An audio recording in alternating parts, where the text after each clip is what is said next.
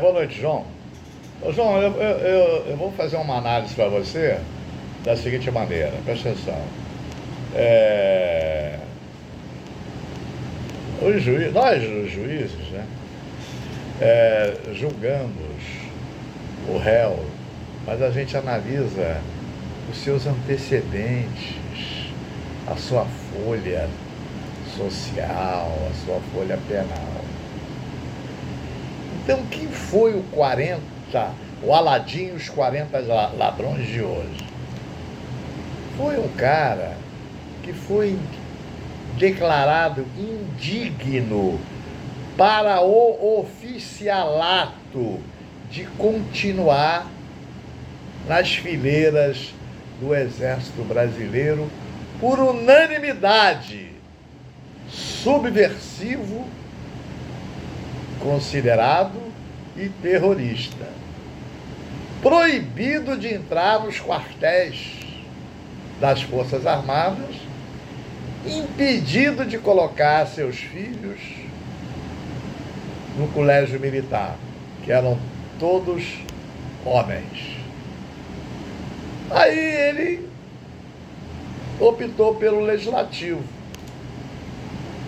E lá no legislativo, ele fazia vários comentários desairosos a respeito dos comandantes do exército de então, que ele não podia entrar no exército.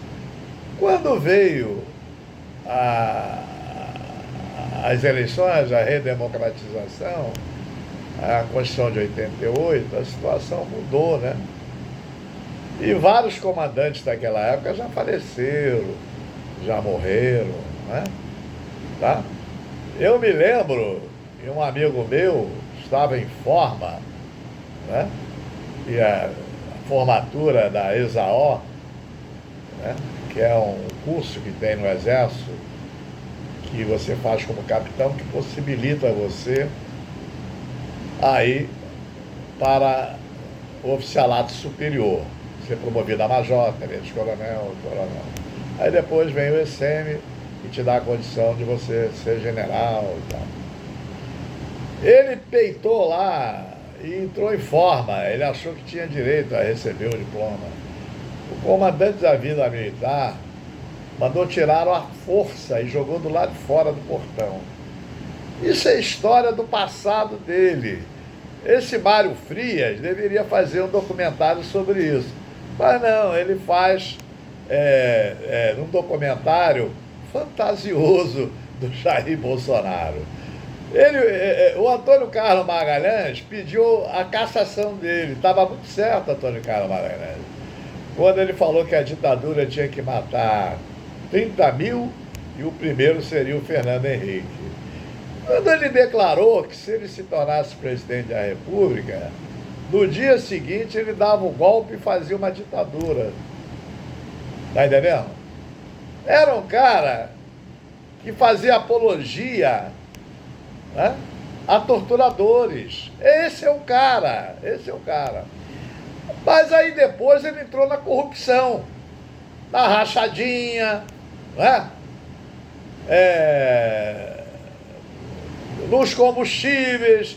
Isso aí o Ciro Gomes define muito bem. Como presidente, criou o orçamento secreto, aí depois vieram as emendas. Aí o que aconteceu? Esse procurador é um homem digno, honesto. Aliás, ele foi indicado pela deputada Kici, né?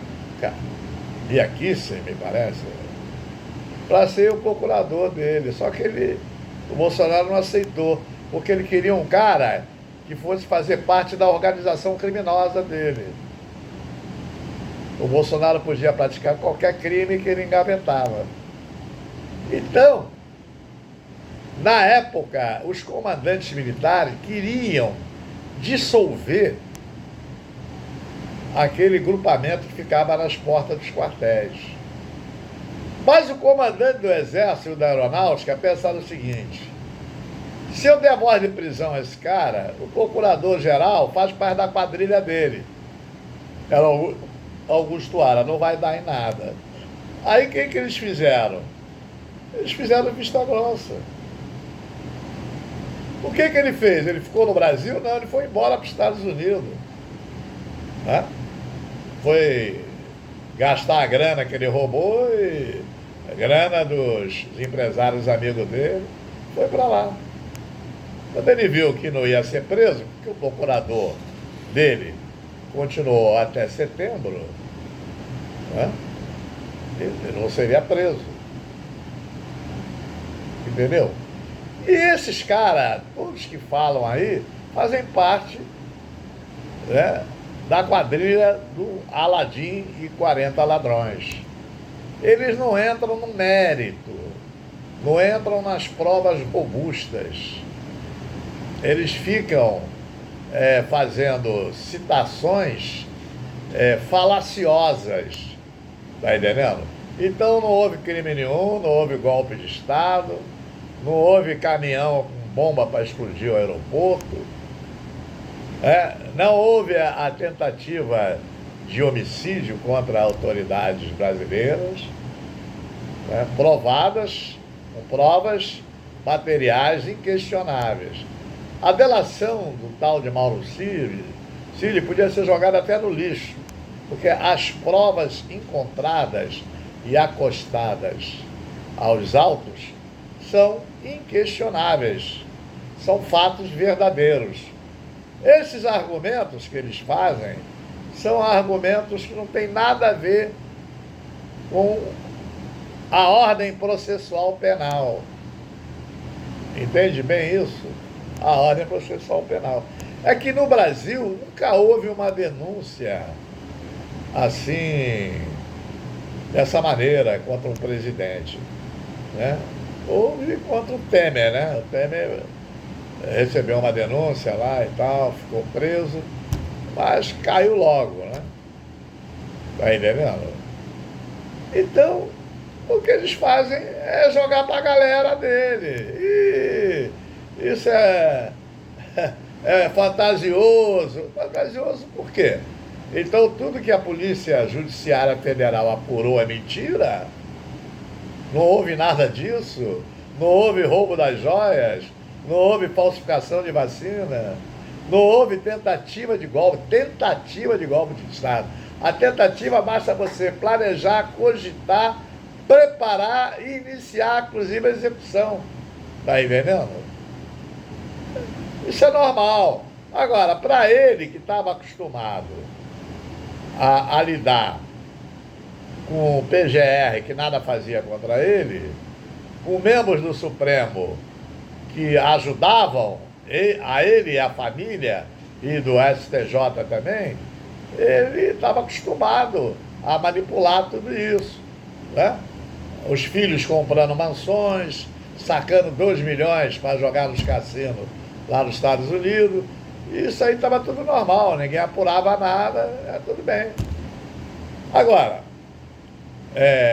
se de todo juiz que está numa causa, você começar a instigá-lo, a fazer comentários pejorativos, você julgar que o cara não pode julgar você porque é suspeito, porra, então não vai haver juiz, né?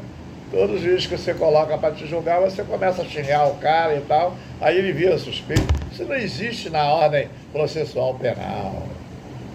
Isso é só na cabeça desses loucos aí. Sabe por quê? Levaram muito dinheiro das emendas bolsonaristas. Tá entendendo? E aí eles estão lutando para continuar. Roubar é bom, né? Ter grana é boa. O que esses caras apresentam para o Brasil? Apresentam para a sociedade, para os pobres, o menos favorecido? Nada, é só dinheiro no bolso deles. Entendeu, João? É isso que eu tenho para dizer para você. A primeira turma, ela é competente para julgar, porque depois do mensalão, durante o mensalão e após o mensalão, o Supremo ficou assoberbado, os processos atrasaram todos. Tá entendendo? Tá bom? Então eles criaram as turmas, que não existia antes. Antes de 2012 não existia.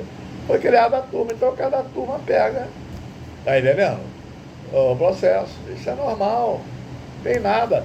E ali não é um só que vai dar o voto, é um colegiado. Tá entendendo? Então, todo colegiado é corrupto.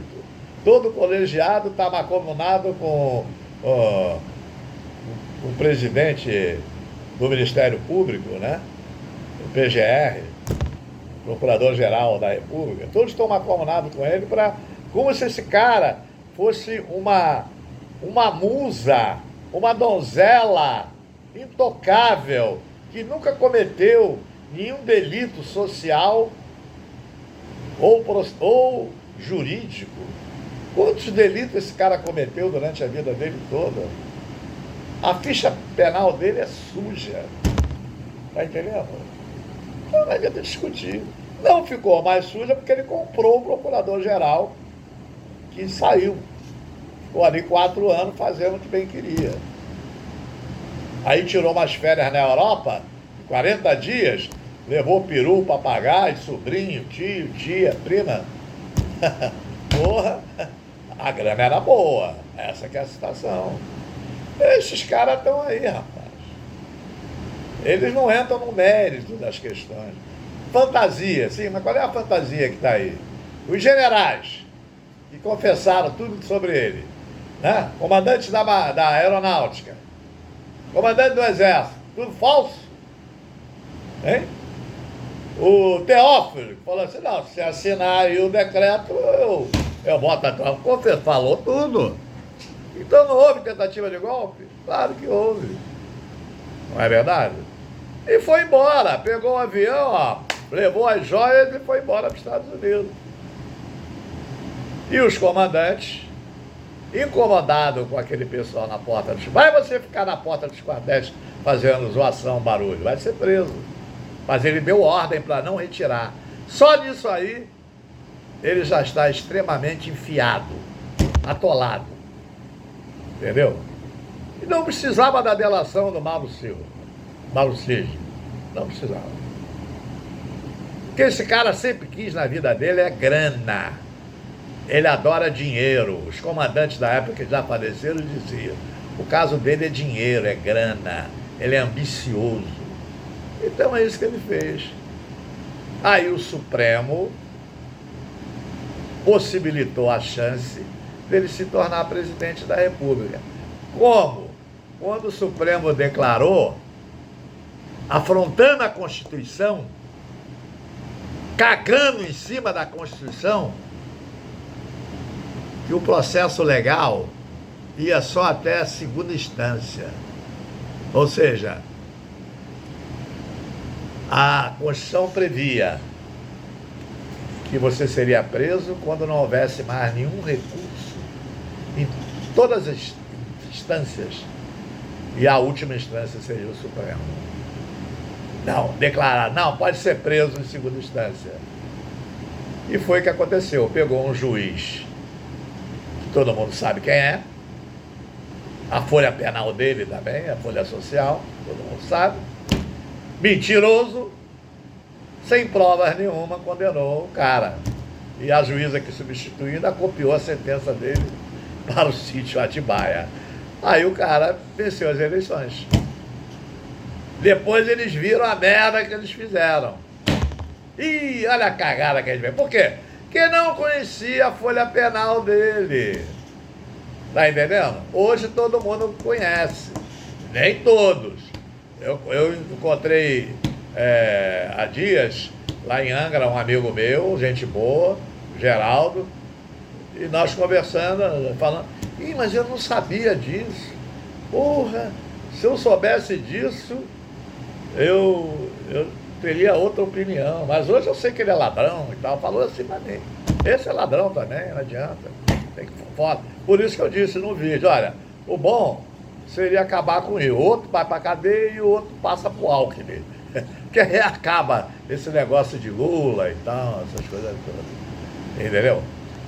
E em 2022, houve uma frente ampla